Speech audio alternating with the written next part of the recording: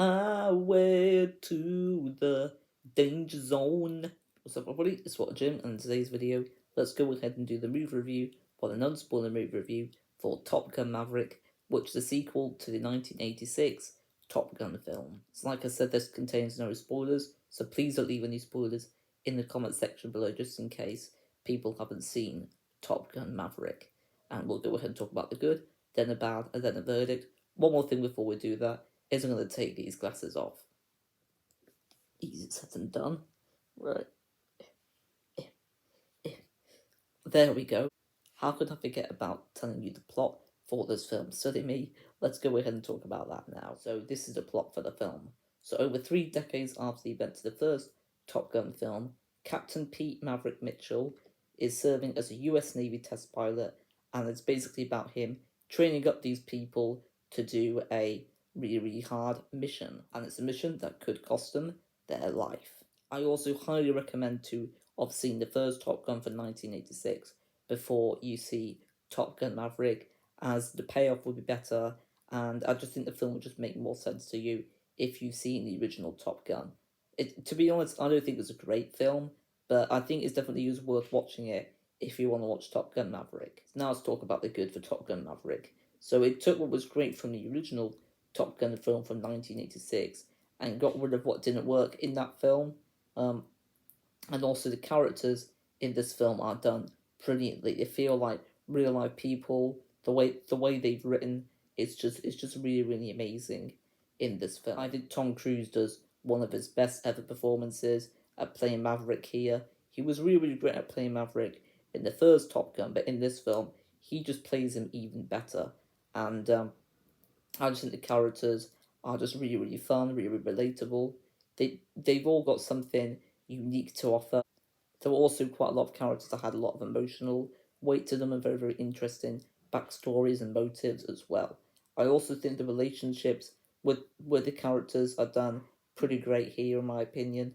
And I also thought this film was quite funny in parts as well, and all the jokes landed, all the jokes put a smile on my face, and it was just a really well written script in this film, in my opinion. And also the acting, I did touch upon Tom Cruise's acting in this film, which is amazing. But I feel that everybody does brilliant performances in this film. Um, and in terms of the cast is brilliant here. You've got quite a few familiar faces, quite a few actors I'd never even seen in a film before.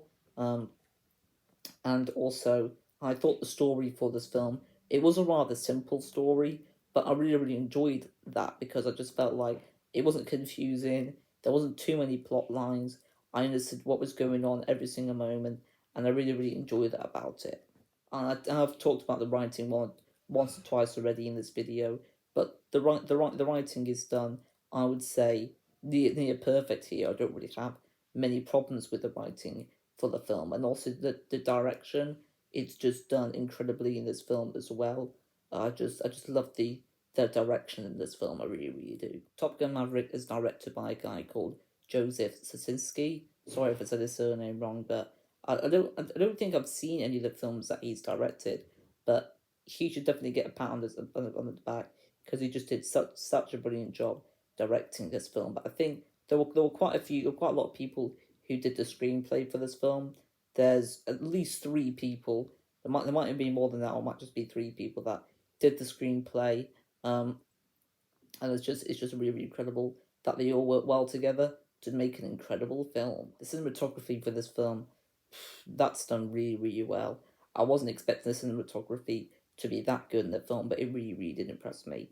I also really enjoyed the camera work as well. I thought the camera work was very good in Top Gun, but it's just done even better here. I absolutely love the camera work in this film, and the effects of the film. I've got to give them a round of applause for that. You can't see right now, but I'm actually clapping because it's done that well. I don't even think there's any CGI in this film, but if there is, I really couldn't tell whatsoever. And also the sound of this film, I was just really loving the sound. And when I was watching it in the screen, it wasn't even an IMAX. I could feel everything underneath me, and I just really just loved that about it. Really, that I felt like I was there in the plane with Tom Cruise. It was just really cool, and the score and the soundtrack for this film, it's sensational here. I think I do prefer the soundtrack in Top Gun, the first Top Gun. It's just because it's just more of a classic soundtrack in my opinion, but they did have quite a few songs that I did recognize in this one that didn't appear in Top Gun in the first original Top Gun, so that was nice to see. But the music is just done very very well here. Um, I was very very impressed with it. I also thought that the film was very immersive. Like I said a few moments ago, that I felt like I was in the plane. Well, I felt like I was flying with Tom Cruise, and I think if you got to watch this film on as big of a screen as possible, and I feel like the bigger the screen you're watching this, I think the more immersive this film will be for you.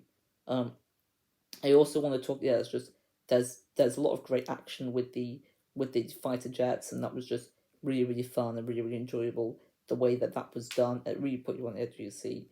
It was just so much fun to see all those dogfights in the film, and the stunt work and choreography with that. It's just that deserves a clap as well. It really really does. It's just it just really really impressive, and the fact that I think they had to actually fly those jets, and I don't think they would have been easy to fly, and they're very very risky with some of the things that they were doing with it, and it's just really really impressed with just how much they were able to do with the jets in this film, and I also thought that the film overall was just very very enjoyable. I had a blast all the way through watching this, but I also thought it was very emotional as well. I thought it was a little bit emotional with the first Top Gun, towards the end of the film, but in this one I felt like it was emotional for the entire film, which I really really appreciated. Um, and I also thought the length of the film. Some people are saying it was a little bit too long. I think it's just the right length in my opinion. I never got bored with watching the film, and I felt like that felt like Top Gun Maverick really ended on a satisfying conclusion, and I was really really happy with the way that this film ended. But there are a few things I want to mention with the bad for Top Gun Maverick. Let's get to it now. So I thought the love interest in the film, I thought she was good. I didn't think she was a great character, but I think if I rewatch this film, I might buy into a character a bit more. Maybe it would have been nice if Kelly McGillis appeared again instead. I think that would have been really really cool.